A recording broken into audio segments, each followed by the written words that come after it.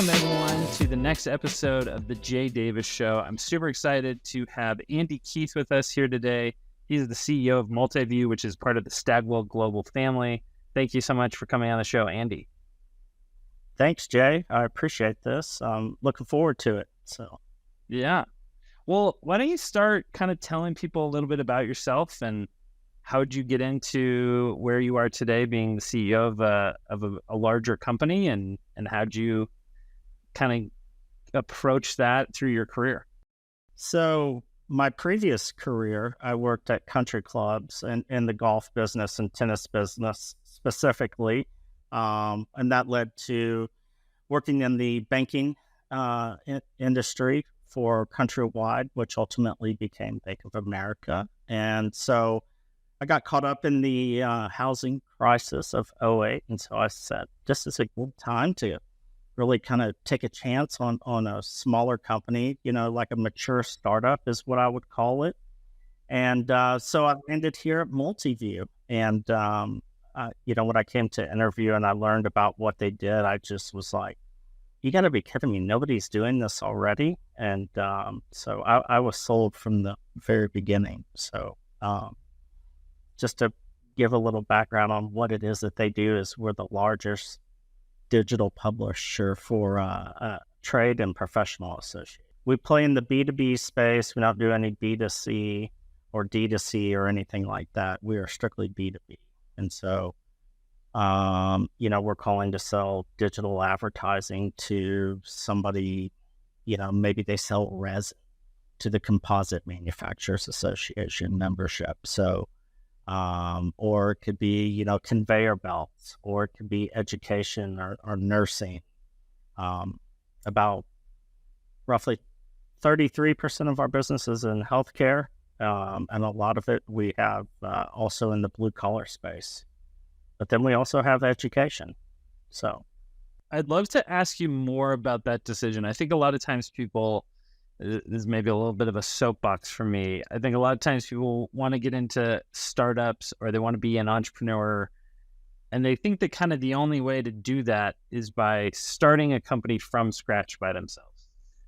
And I often talk to people about like, hey, there's a lot of ways to get into startups and be in the startup world and be entrepreneurial without doing that. What do you think are some of the benefits you've seen of, like you said, joining more of a mature startup that was a little bit down the road, but I'm sure there was so much to figure out still. What are some of the things you've enjoyed about that process? Navigating the growth, I think, it's early in a company, you can kind of, once it's up and running, which it was running, it was a well-oiled machine by the time that I had gotten here. But then that led to a lot of growth and focusing on growth. And as you know, you can grow the revenue, you can grow the product set. It's the people that you have to focus on. So, you're trying to make sure that you're hiring the right people. Because at the end of the day, I don't care if you sell pizza, digital pixels, pillows, we're all in the people business. And so I think that the thing that you have to do right is to make sure that you're hiring the correct people. Yeah, I love that. I love we're all in the people business. I think that's a crucial learning that seems so cliche and so simple. And yet you get into business and it's that thing I constantly am like, man, you always just go back to it. It's like people will make or break you. You can have the wrong person in the role and it is just disastrous. Or if you have the right person, it almost feels like magic. I mean, it's such a difference. What have you learned about hiring people?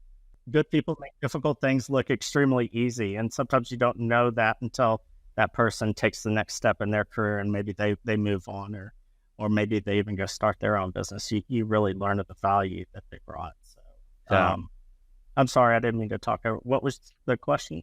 No, you're fine. What have you learned about finding great people? I think that's something that as an entrepreneur, I feel I am learning about constantly, but I'm still trying to improve myself. I'm trying to hone that kind of skill and that talent. What are some of the things you've learned through your career? There's a lot of great interviewers out there, And so I think that one thing, in order to really kind of peel back the layers of the person, you need to put that person in front of several of the people like the stakeholders of the business. And, our stakeholders here are across every job function. You don't have to be C-suite or vice president or anything like that. We have a basically like a committee or a panel that we will put them in front of. And so if they get hired here, they typically have spoken with somewhere between 8 and 12 people. So I always say that the people that you hire is the most important decision that you're going to make on any given day. Those are the Yeah. people, that just, as you just said, they're going to make or break you. So Yeah. it's got to get right more times than not. Yeah, I think that's it's definitely a huge challenge for a lot of people. What do you think, as you've worked at different places, what do you think are the common mistakes you see people making? Probably not taking the appropriate amount of time to put them through the interview process. I think that oftentimes at previous places that I've worked, there's been such a need to try to fill the role instead of hire the right person. So for instance, our step one is that they'll work with our recruiting team, our talent acquisition team. We'll bring all of them together because we recruit a lot out of the Big 12 and SEC schools for sales positions. And so then we take them out and we go take them out to dinner as a group, and we get to learn a little bit about them. And yeah, it just really gives you enough face time to truly know who they are. I always feel like people can kind of fake it for 30 minutes, but they can't fake who they are over a 3-hour dinner. What are some of the other things you've learned about running an organization and did you start as CEO or did you evolve into that role? No, so I'm one of the few people I feel like that I literally started here in sales and I worked my way up. And so That's amazing.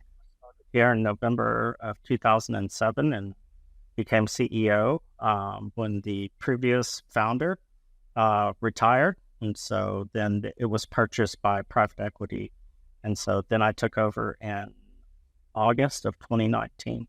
So yeah. Wow. Quite the time to take over, I'm sure. There's probably been some fun experiences there. For a while when the pandemic hit. So I think all of us were a little bit out of sorts and just trying to figure it out on the fly. I always tell the story about we sent everybody home. We were like, you know what? The first and foremost, the thing we need to do is take care of the people that work here. And so we sent everybody home. And then it just dawned on me. I go, oh my goodness, everybody here is on desktops.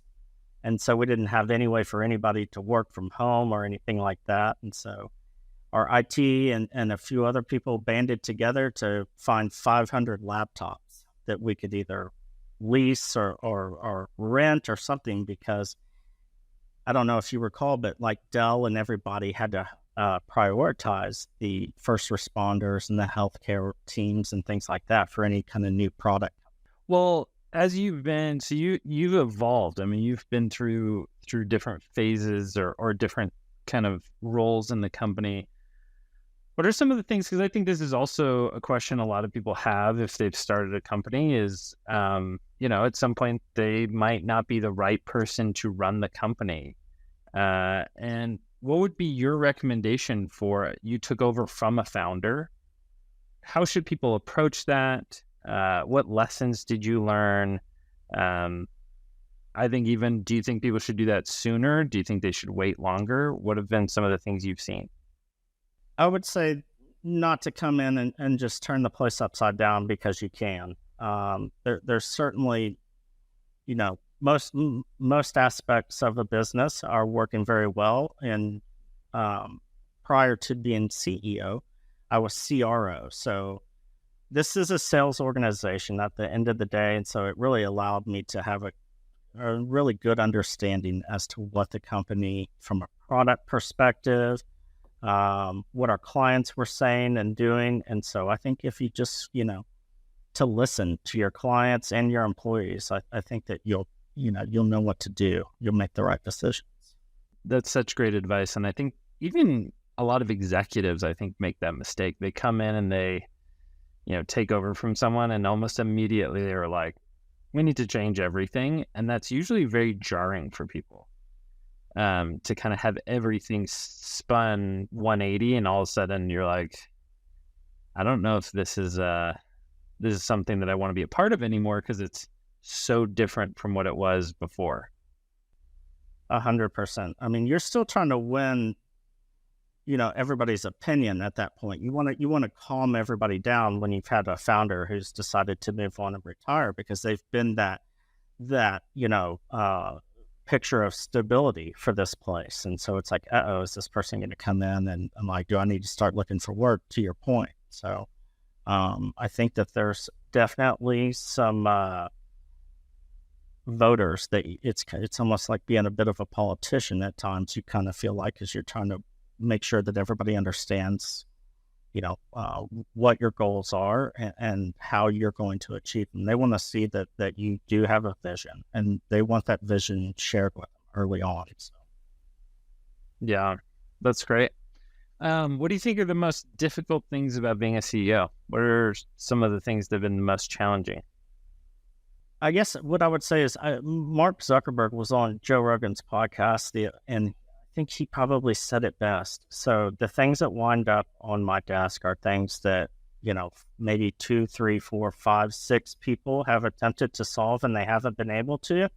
And so then I've got to, take this problem and solve it. And by the way, that was one department, and there's 9 departments. And so you can probably expect to have 8 or 9 of those a day. So, you know what? I always tell my people that I probably make more mistakes than anybody in this company. And it's just, solely due to the amount of decisions that you've got to make each and every day. So what do you think, how do you help your people? Because I think that's very true. I find myself, you just have those things kind of bubble up. And then once they are bubbling up to you, you're like, okay, this is probably a pretty big issue or something we should think about, because now it's bubbling up to me.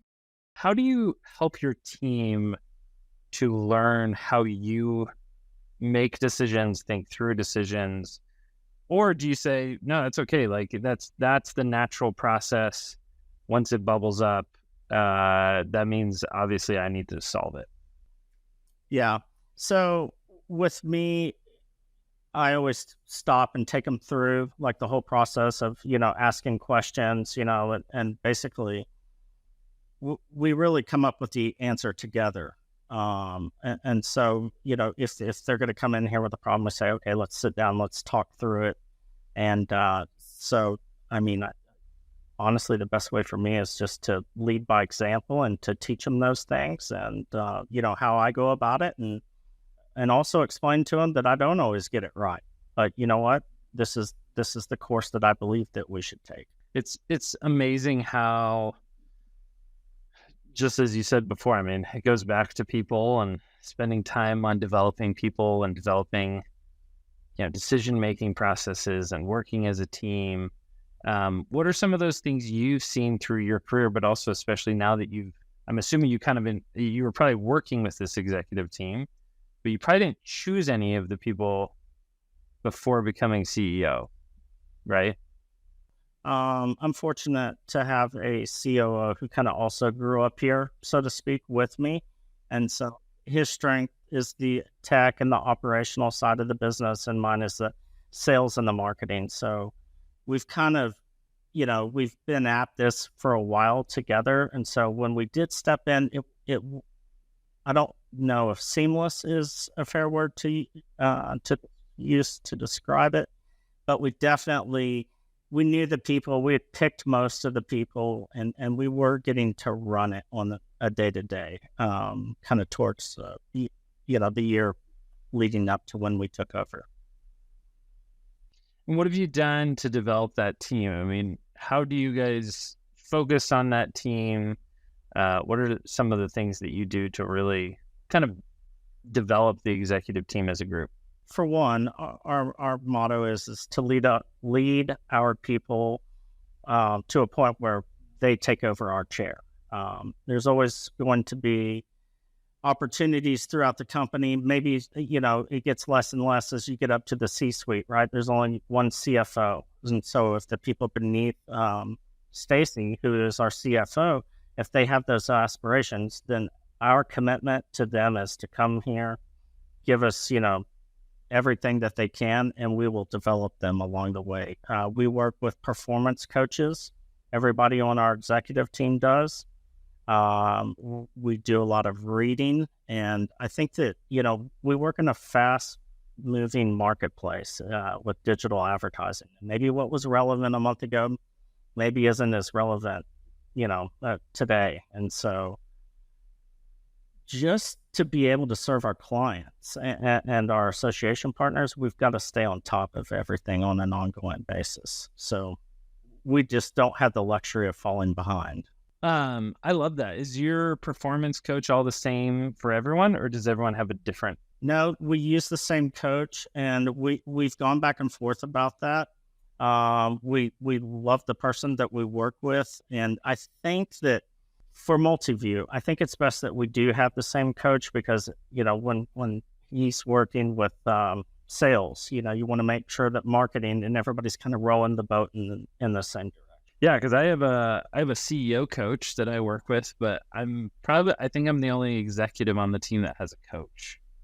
And it really is. It's been super helpful for me. I should look into a group deal. have him do everybody. Well, we do it one-on-one, but he works with a certain group, and I think he works with